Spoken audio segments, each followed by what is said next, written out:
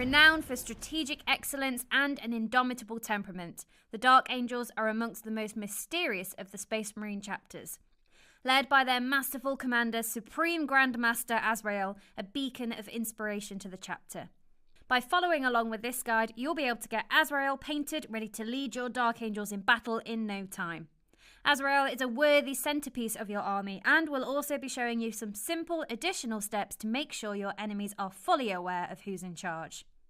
If you're new to painting and you'd like to learn more about the paints and techniques used in this video, you can check out the Citadel Colour Painting Essentials videos to learn all about them. The series is linked in the description box below.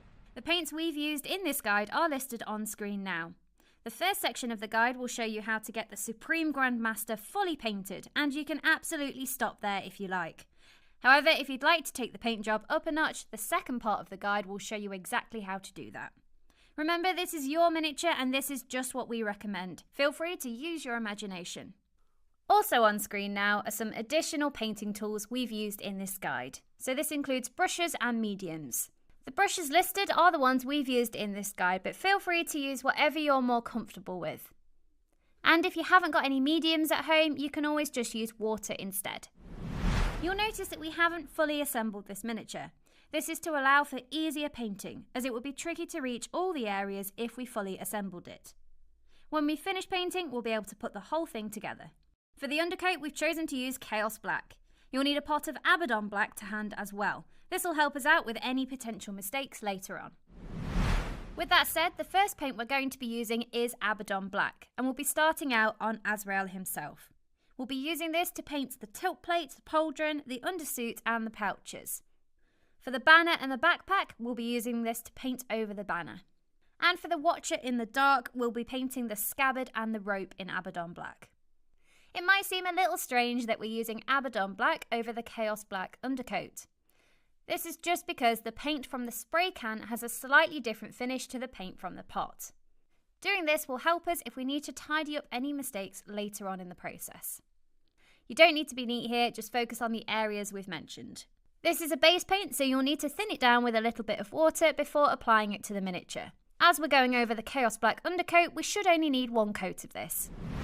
Next, we're going to move on to that characteristic green armour of the Dark Angels. And for this, we'll be using Caliban Green. For Azrael himself, we'll be using this to pick out all of his armour. For the banner and the backpack, we'll be using this to paint the robes on the banner and also the backpack itself. We're using a small layer brush for this, as this will help us be neater and give us more control of the paint. The neater we are at the start of the process, the better the end result, and we'll need to spend less time tidying up. However, if you do make any mistakes and you get some green onto the areas we want to keep black, just go back over with some Abaddon Black and tidy it up. If you get any Caliban Green on areas that we're going to be painting later, don't worry about tidying those up. Even though that Chaos Black undercoat gives us a really good head start for getting this nice dark green on the model, we'll still need to do a couple of coats of paint. And the next thing we're going to do is use Barak Nar Burgundy. On Azrael, we'll be using this to paint the burgundy cloth, the purity seals, and the sword handle too. On the banner and the backpack, we'll just be picking out that purity seal you can see. For the Watcher in the dark, we'll be using this on the box around the belt and also the rope that goes around the waist. It's best to paint this part of Azrael's robe now because it's quite detailed and difficult to get to. So if we do it now, it's going to save us time tidying up later on. As before, make sure to thin down your paint and apply a few layers. We don't want to clog up all that detail on the miniature with paint. Now we're going to move on to Mephiston Red, and we'll be using this on Azrael to paint the gun casing, the helmet wings, the small swords and the eye lenses.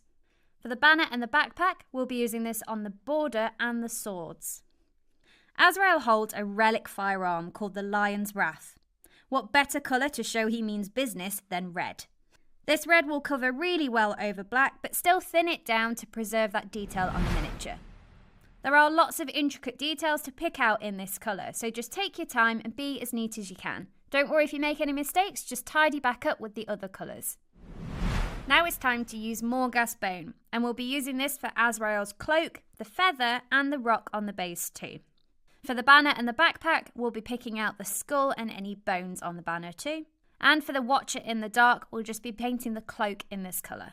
You can switch between a small base brush and a small layer brush here. Use the larger brush for the larger sections and the smaller one for those more intricate details. This will take quite a few coats as we're going over that black undercoat, but stick with it, it's well worth the effort. For the larger, flatter panels, use a larger brush as this will avoid brush strokes. When you're painting the cloak for the Watcher in the Dark, just make sure to keep the inside of the hood black. Sticking with those paler colours, we're going to move on to Corax White now. For all three of the sub-assemblies, we'll be painting any parchment and iconography. Then for the banner and the backpack, we'll also be picking out the skulls. It's perfectly normal for paints to separate over time, so before you use your paint, just make sure you give it a good shake to make sure we've got a smooth colour throughout. Corax White is quite a thick paint, so do make sure you thin it down with some water before you apply it. Take your time around details we've already painted. Like we said earlier, it will save us time if we don't need to do too much tidying up. Now we're going to move on to some metallic details, starting off with the silver areas. For Azrael, this is the pipes, the belt, the blade and the gun. For the banner and the backpack, we'll be painting the rivets and the vents. And for the Watcher in the Dark, we'll be painting the rivets, the chain loops and the silver details on the belt box. So it's time to get Azrael's deadly sword of secrets ready to cleave through even the most formidable defence. Ironhand steel is a really nice bright silver, and this will stand out really well on the model even after we've washed it later. Now we're going to be using Retributor armour to paint any gold details. So on Azrael, this will be the iconography, the magazine rounds and some other details on the weapons. For the banner and the backpack, we'll be painting the metal frame. And for the Watcher in the Dark, we've just got a few little details on the scabbard to pick out. Again, this will take a couple of coats, but stick with it, we want to get that nice smooth coverage. When you've got a model like this with loads of detail on it, it's best to work systematically around the miniature. This just makes sure you don't miss any areas. When you've finished using metallics, it's always a good idea to change your paint water. This will stop any metallic flakes getting into your non-metallic paints and making them shiny. Once the gold's finished, you've actually finished base coating the entire model, and it's time to move on to some shading. We'll be using Mortarian Grime on Azrael and the Watcher in the Dark to shade the cloth. Don't forget to pick out Azrael's feather too. As the cloth is such a pale colour, we don't really want to apply a shade all over it. On the banner, we'll just be using this on the bone. On the Watcher in the Dark, we can apply the shade all over the cloth. This is because there's loads of recessed detail. The shade will easily seep into those recesses and create some depth. However, on Azrael, we've got quite a lot of large flat panels on that cloak. Therefore, we don't want to apply a shade all over it. This is because the shade will seep into the recesses, but it will also sit on top of those flat panels. And if it does this, it will give us an inconsistent finish. So we only want to apply it into the deepest recesses. You can apply a couple of layers to add more depth if you want to. If you find you've got too much anywhere, just go back in with some more gas bone, thin down with some water, and just correct any mistakes. Also with a shade, if you find it pooling too much anywhere, just clean off your brush and use it to soak up any excess.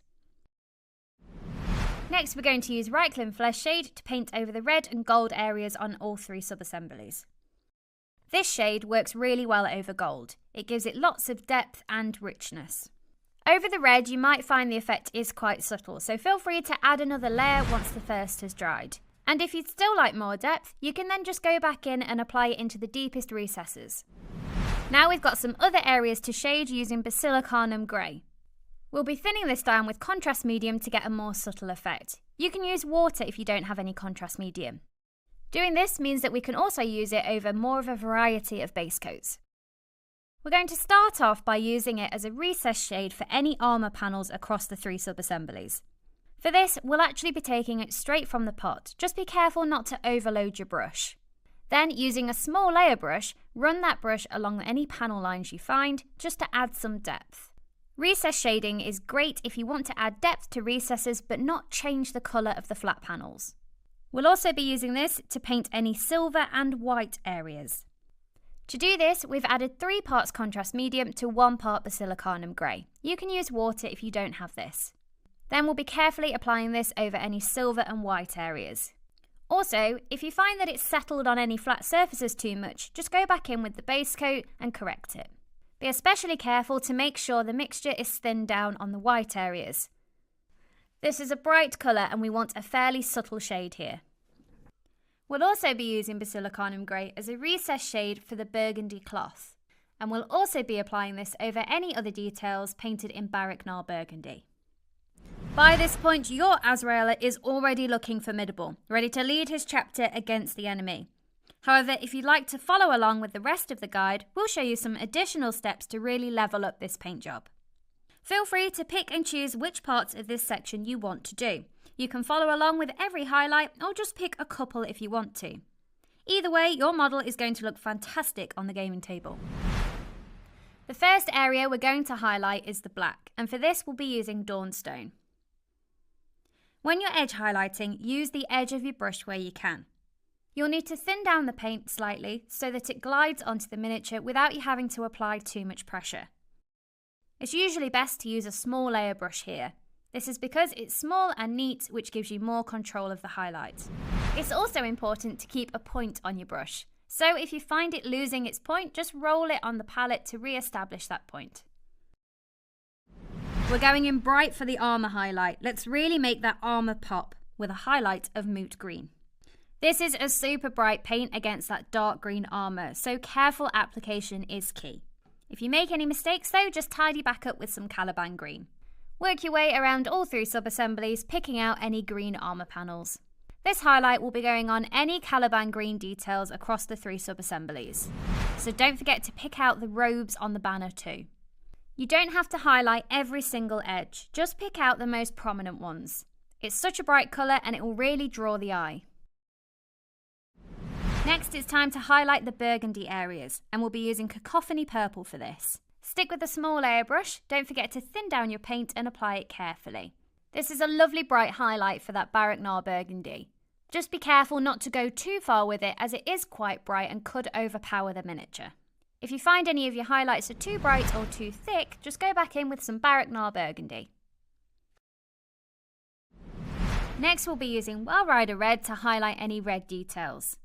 These are things like the swords and details on the banner, as well as the wings on Azrael's helmet. We'll also be using these sharp highlights to add some punch to Azrael's firearm. Now we're going to use Screaming Skull to highlight any Morghast bone areas. Carefully pick out any raised details and edges. Use the edge of your brush where you can. On Azrael's cloak there aren't that many sharp edges, but you can pick out some of the more raised details, then go back in with some thinned down Morghast bone just to tidy it up. This is a pale colour and will be quite subtle as a highlight for that Morghast bone, but these subtle details really help a miniature stand out on the tabletop. Next we're going to highlight the white areas using Ulthuan Grey.